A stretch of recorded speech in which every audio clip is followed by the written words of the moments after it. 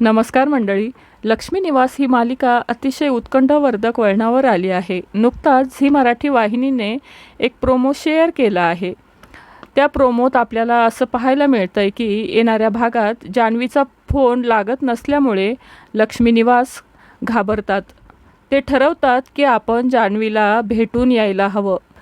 नक्की काय प्रॉब्लेम झाला आहे की जयंत आणि जान्हवी दोघांचा फोन लागत नाही आहे ते पाहून येऊयात. नंतर व्यंकी, श्रीनिवास, आजी आणि लक्ष्मी हे सर्वजण मिळून जान्हवीच्या घरी पोहोचतात. जयंत या सर्वांना CCTVत पाहतो आणि जयंतला त्यांना घरात घेण्यावाचून काहीच ऑप्शन नसतं. त्यामुळे जयंत आणि जान्हवी हे दोघेही दरवाजा उघडतात. दरवाजा उघडता जान्हवी आईच्या गळ्यात पडून खूप रडते. त्यानंतर जान्हवी बाबांच्या गळ्यात पडून रडते. जयंत कोणालाही घरामध्ये बोलवत नाही. नंतर जान्हवी बाबांना म्हणते की तुम्ही सगळेजणे आत या, आपण बसून बोलूयात. जान्हवी नंतर आई बाबांना पाहून खूपच खुश होते. ती खूप हसते. नंतर जयंत जान्हवीला बघतो तेव्हा जयंतच्या तळपायाची आग मस्तकात जाते. जान्हवी एवढी खुश कशी काय असू शकते?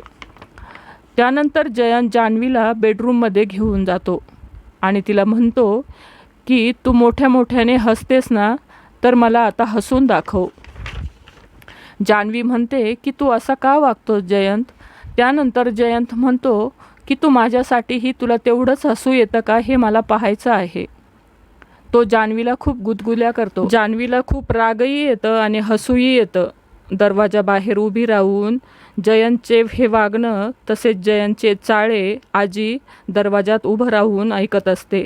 आजीला जयंतचं हे वागणं पाहून धक्काच बसतो. जयंतचं हे क्रूर सत्य संशयी स्वभाव हा आजीला कळाला आहे. जयंतचं हे क्रूर रूप पाहून आजीला संशय आलाय. तर मंडळी, आजीच्या समोर हे सत्य आलं आहे. तर आजी पुढे काय निर्णय घेणार हे पाहणं तितकंच रंजक असणार आहे. तर मंडळी, तुम्हाला लक्ष्मी निवास ही मालिका आवडते का? नक्की कमेंट्समध्ये सांगा. मालिका विश्वातील अशाच नवनवीन अपडेट जाणून घेण्यासाठी आपल्या चॅनलला नक्की सबस्क्राईब करा. धन्यवाद.